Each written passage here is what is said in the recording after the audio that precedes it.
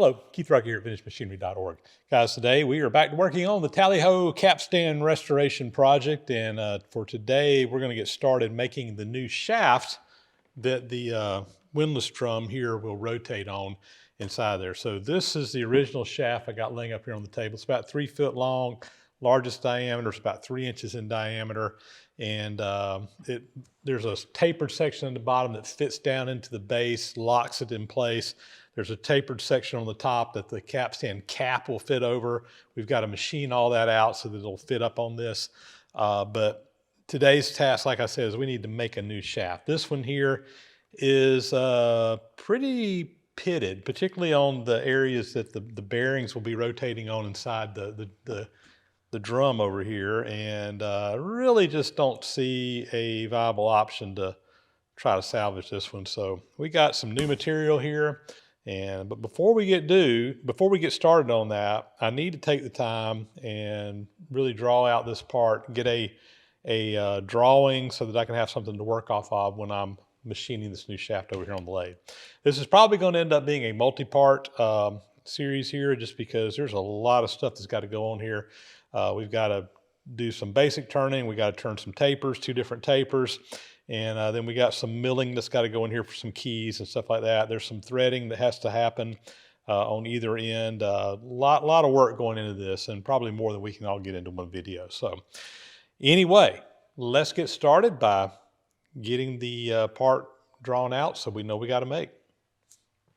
So this is the original shaft here. And again, it's about 3 feet long. I think it's a little bit less than that, 35 inches. So, or what is that? 35.5 inches. So ½ inch much shorter than 3/4. Again, we got some threaded section on each end. This is a taper. This is a taper. I'm not sure if they're the same taper or not. I'm just looking at it. I don't think they are. It'd be nice if they are, because we don't have to set our taper attachment up once. So we're going to measure those here in a bit and figure out what they are. There's a section down here and a section up here that the windlass drum rotates on, and there are basically some bronze bushings that are over in there that are basically as the bearing surface. But as you can see, very pitted on this inside of this shaft. I actually hit this with the wire wheel just to kind of clean it up a little bit, because there was just scale on this thing from where it has been exposed to the elements for well over 100 years. This thing was frozen up when we got it. It would not rotate at all. But we're going to need to, what I'll do on the measurements on these is we're going to actually measure the bronze bushings, and probably even try to run a reamer down them just to kind of clean them up and make sure that we got a good surface on both of those. We'll make these to match. So without further ado, let's just get in here and start measuring. So I'm going to just kind of slide that up. Oh, by the way, there's a keyway here. This will lock it into the base.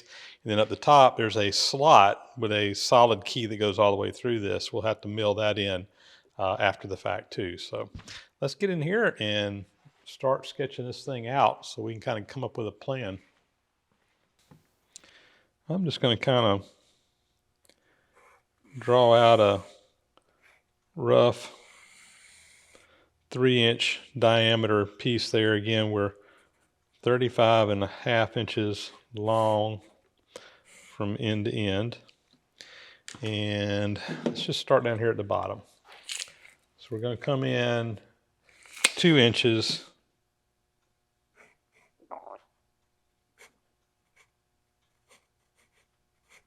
And that is 1 3/8.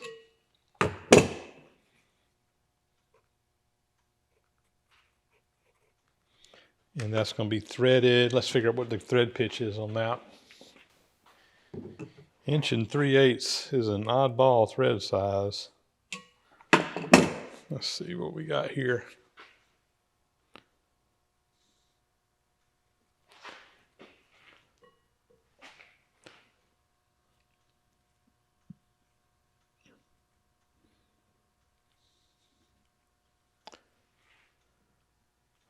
All right, so that's 1 3/8, 6 threads per inch.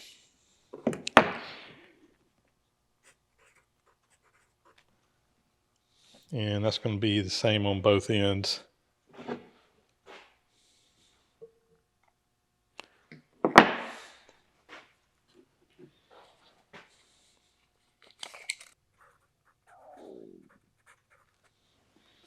All right. Now, from there, we're going to taper up 8 3/8 inches.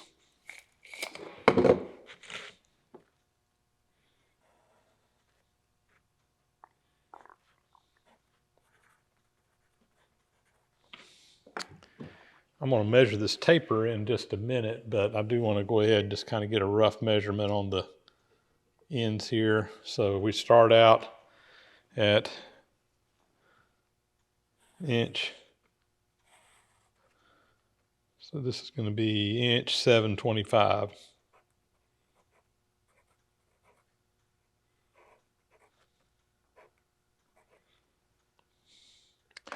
And up here,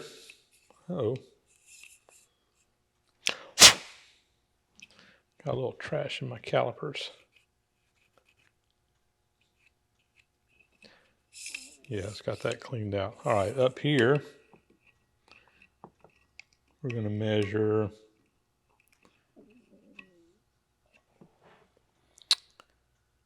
2 inch 580 thousandths.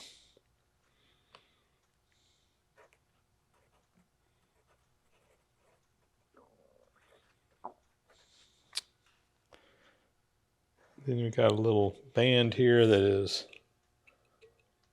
that 1/2 inch. And that is 3 inches in diameter.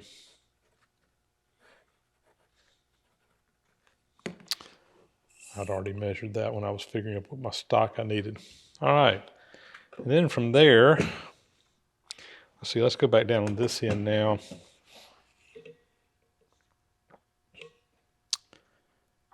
So that's 1 inch 750 thousandths.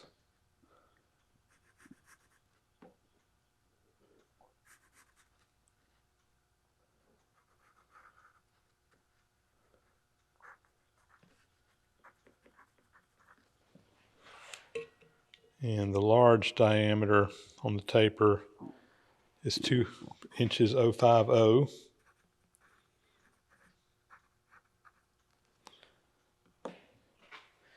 And that is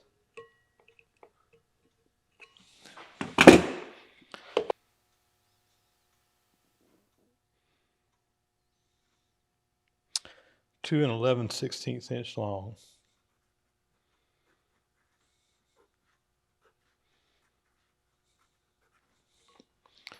Okay. And then this diameter, I'm just getting a rough idea. It looks like it's going to be about 2.5 inches. And then this one is smaller I'm guessing it's about 2 1/4 inches. And it looks like it just tapers down between these two. It really doesn't have to. I may just make this smaller than this diameter and larger than this diameter. It doesn't have to be tapered. Looks like the original was, but it just needs to fit into the capstan. So, all right, let's go measure over here on let's see, that's 4 inches.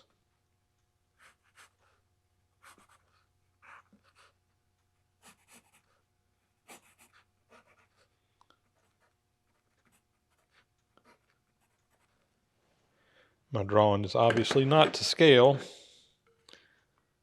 And that's 3 inches.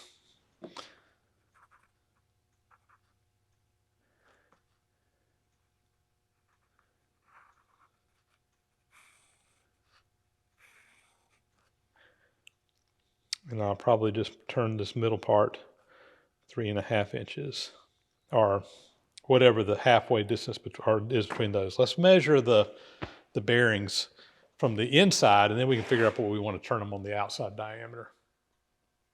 So this is the bronze bearing up here on the top. There's a little oil groove in there. It's got some crud in it. I just want to kind of clean that out. Now, my initial thought was to run an adjustable reamer down these things and just kind of clean them up, but I don't have an adjustable reamer that goes up that big. So I'm just going to take some real fine sandpaper and just kind of freshen these up a little bit, just get some of that crud out of there. There was a lot of scale and stuff from that shaft that was on these bearings, and I just want to kind of get an idea or get it, see if we can clean them up just a little bit.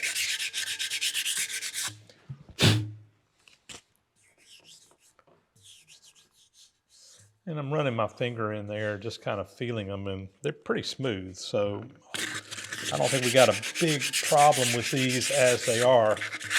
Let me go get a micrometer and we'll measure that hole and see what it is. And I guess got a bore mic here. See if we can get this to go down small enough. Oh, have to go down one.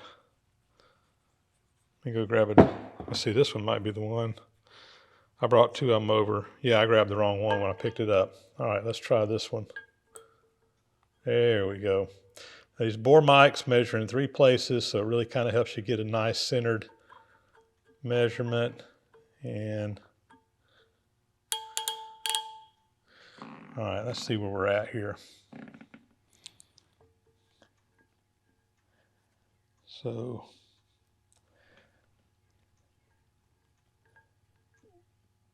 that's 2.2 inches. That's 25 thousandths, 50 thousandths, plus 14 and a half. Let's just say 14. So that's 64. 2 inches, 264. I'm going to measure that in multiple places and just see what we're at.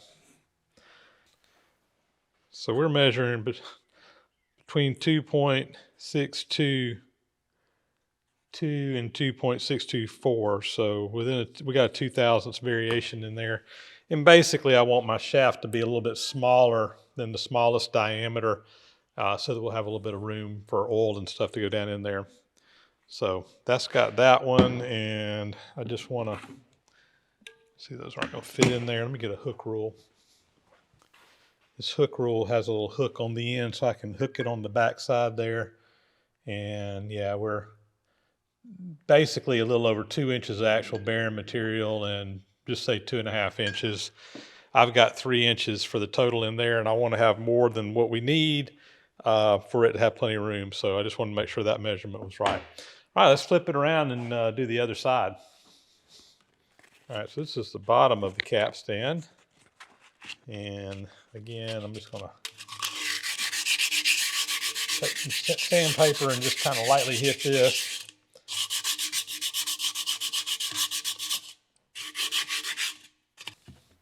And this one is larger, I know that.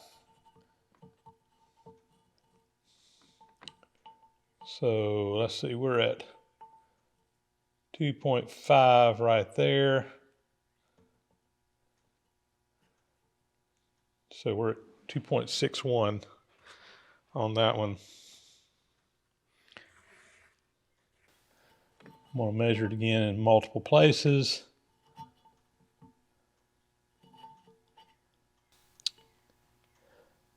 Actually, it's 2.510. I don't know where I got 610.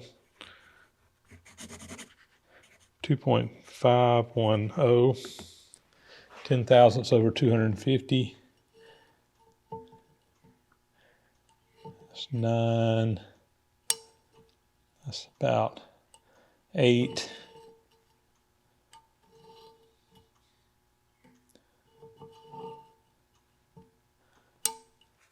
So I'm measuring anywhere between 2.508 and 2.510. So that gives me a range on that diameter. So we got that, and I need to see what the standard clearance is for a bronze bushing like this. I'll look it up in Machinery's Handbook, and we'll make those shafts by that much smaller so that we have good clearance in there.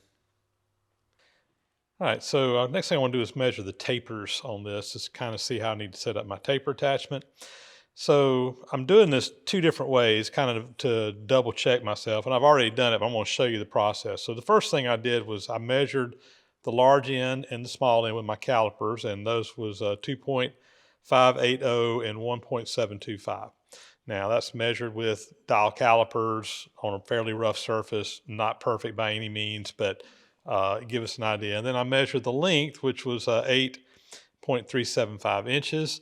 So I found the difference between these two, which came out to 0.855, and I divided that by 8.375, and that comes up with a taper of 0.1020 inches, or 0.1020 inches per inch. So in other words, for every inch is tapering 102 thousandths.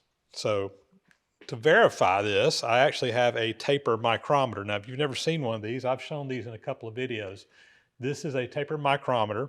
If you look, it's got on one end, this is adjustable. You can adjust it to fit whatever size shaft you need. It's got two pads on it that are 1 inch apart, and you basically have two pads on this one that are 1 inch apart. And this is kind of set up like a sine bar. And the micrometer head is reading how much wider it is on the large end than it is on the small end, which is between a 1 inch setting. So we're directly measuring the taper in inches per inch, which is the same thing I just calculated here.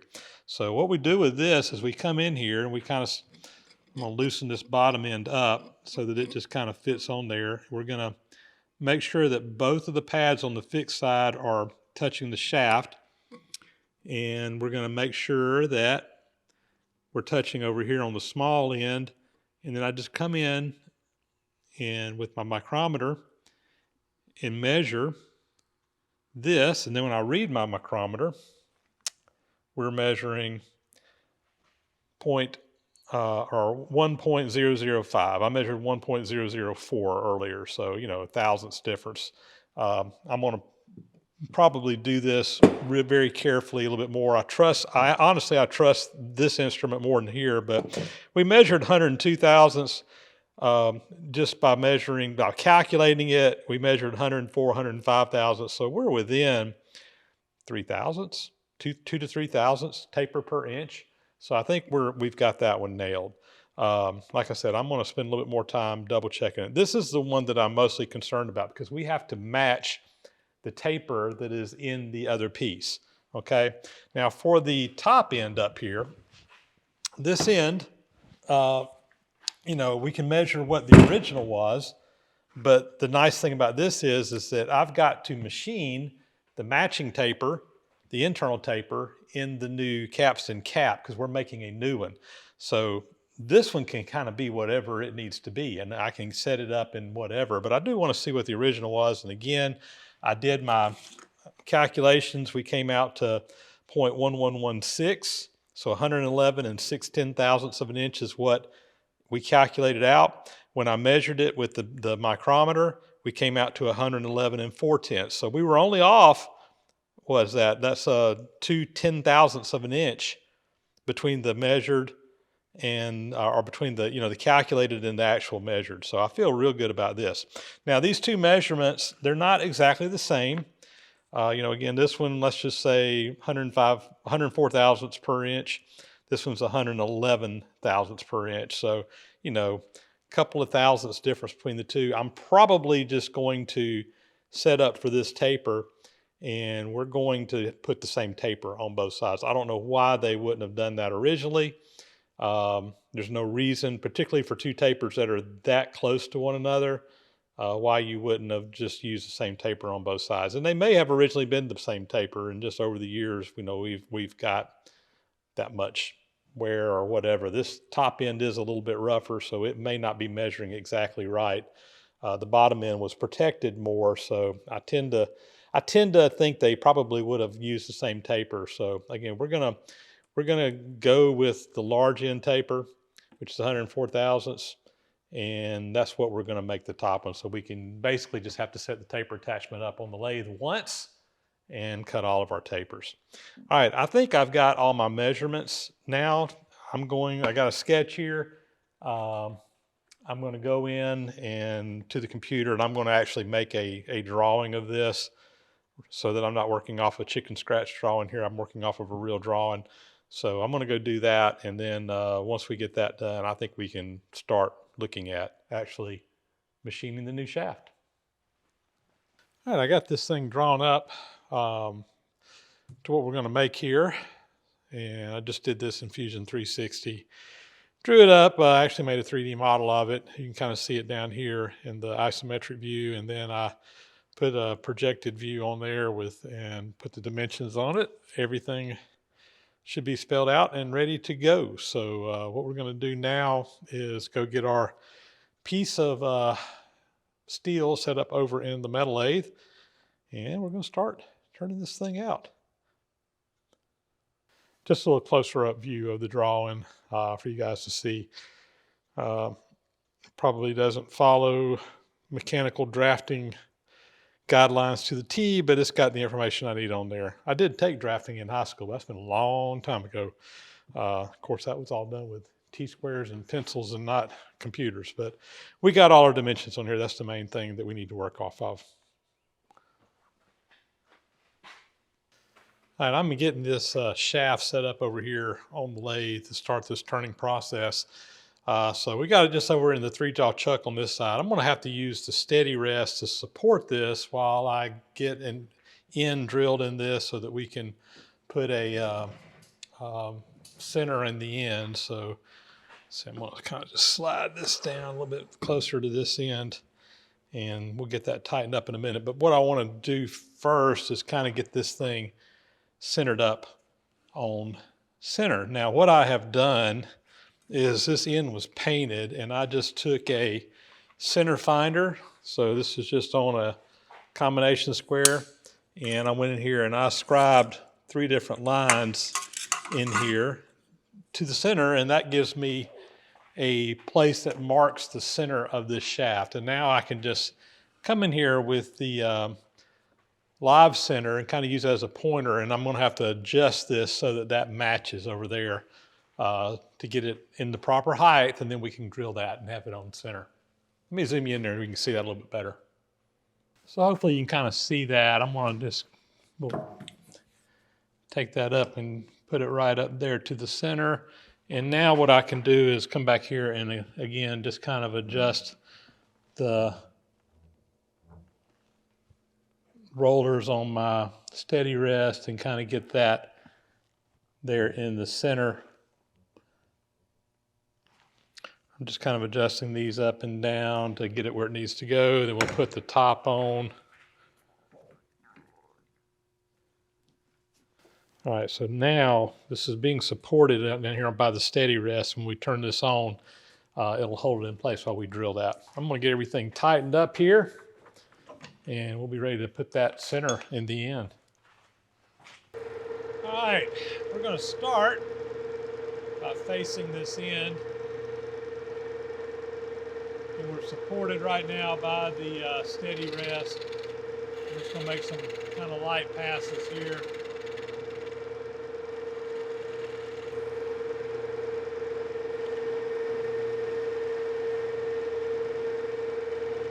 Go ahead and get that cut out.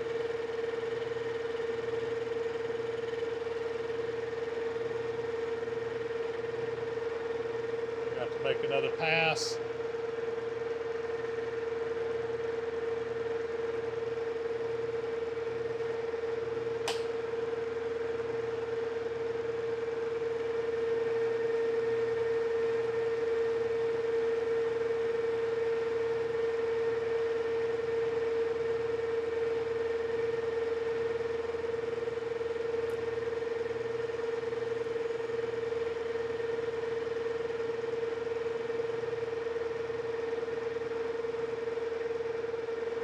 Alright,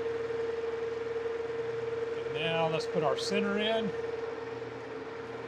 Come in, have our center drilled in here.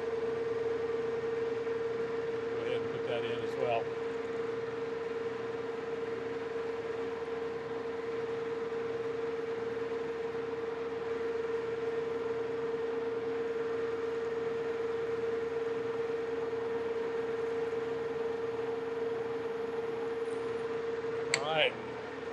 that has this end done. I'm going to be turning it off, but I think I'm just going to go ahead and break that edge just so that we don't have a sharp edge there that might cut or whatever. Like I said, all that's going to get turned off, but we'll go ahead and do that. All right, so now what I'm going to do is I'm going to actually pull this out. This rod came from the supplier. I ordered it 36 inches long, which was the size they had. This shaft needs to be 35.5 inches long, so it's about a ½ inch. And yeah, we're just on the tape measure, just a tad over 36 inches. So I think what I'm going to do, we're going to flip it over. We need to do the same thing on the other side. But I'm going to go ahead and take this to the bandsaw and cut most of this off rather than having to face off a ½ inch there. It should save me a few minutes. We've got to take it out of the lathe anyway. And we'll be back and we'll flip this thing around and do the other side. All right, I do have this flipped around and didn't get a super square cut there, but we will straighten that out right here.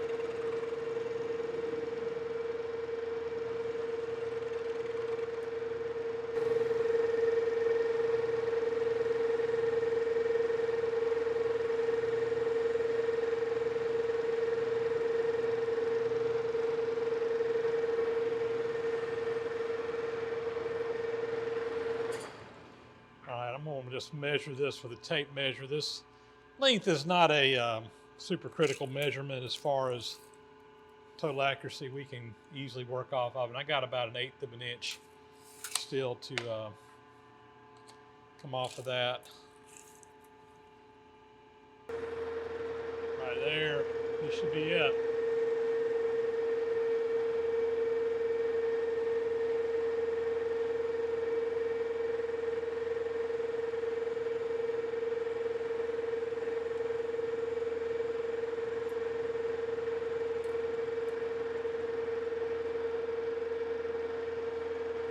All right, now let's put our center in.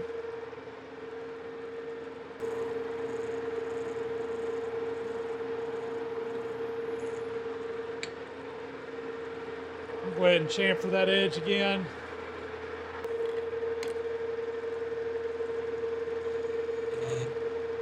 There we go. Well, there we go. I think we got our blank here ready to turn. We've got our drawing done. We got a plan to work on. I think this video has probably got long enough. So I think what we're going to do is we'll start the turning in the next episode coming up. And basically what I'm going to do is I'm just going to work off of both ends of this shaft. I've kind of got, one end that goes up to a little collar down here. Then the other end is a long end that gets turned down. We're just going to start probably on the short end, get that roughed in. We'll turn everything probably to size except for the taper. We'll probably leave it a little oversized on both ends. And then once we get everything, to size except for the tapers, we'll set up the taper attachment, cut the tapers. The last step will be to cut the threads in the ends, and mainly because I'm going to be needing to chuck on those little end pieces while I'm turning things, and so the very last step will be threading it. So anyway, that's kind of the game plan going forward, but that's going to be it for this episode. Hope you guys enjoyed seeing how we kind of made up a drawing from an existing part and getting it set up here ready to go in the lathe. And we're going to go ahead and get this shaft knocked out here pretty quick and have one little more item checked off the list on this capstan project for the Tally-Ho. And with that, guys, that's a wrap. As always, thanks for watching. Please subscribe to the channel if you haven't already. Those thumbs up and comments are always greatly appreciated. Hit that bell icon up there to get notifications when new videos are posted. And as always, a big, huge thank you to the supporters of the site who support through Patreon, PayPal, etc. That really helps out financially around here and really enables me to be able to slow down and take the time that it takes to shoot these videos, edit the videos, and all the work that goes along with that so that you can follow along and see what's going on at home. And with that, guys, we'll sign off. We'll catch you on the next video. Again, thanks for watching.